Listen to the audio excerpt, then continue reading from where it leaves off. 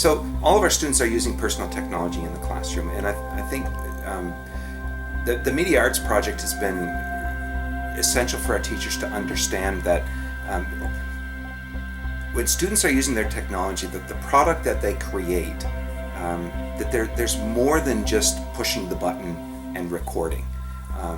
There's so many other aspects in terms of what you need to think about when you're dealing with digital media. And for me, that's been really important in terms of our project, because we're looking at how do you actually assess the work that the students are creating.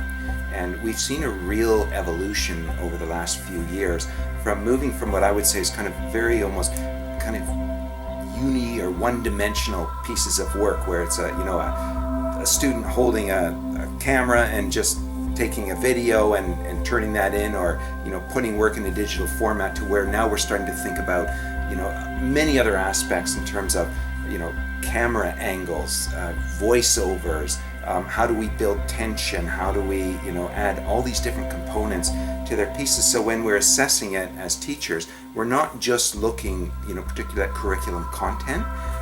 In a single content area, we're able to really enhance what the students are doing and be able to create a piece that when you look at it, you say, yeah, I can see that touches on media literacy, it touches on language arts, it's touching on history or geography, touching on the arts curriculum, and so it becomes a much richer piece that the students produce. It was great. I mean, truthfully, I've enjoyed this experience more than any other LTTA experience I've had. I think it's really important and valuable for us in terms of ours being able to continue these types of projects into the future.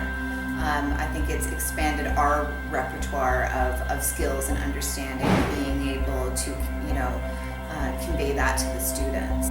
Digital media literacy is really exciting to kids. I think they really enjoy doing or engaging in that, in both using technology and thinking about the medium and even analyzing messages and all that. So I think that part was interesting to me.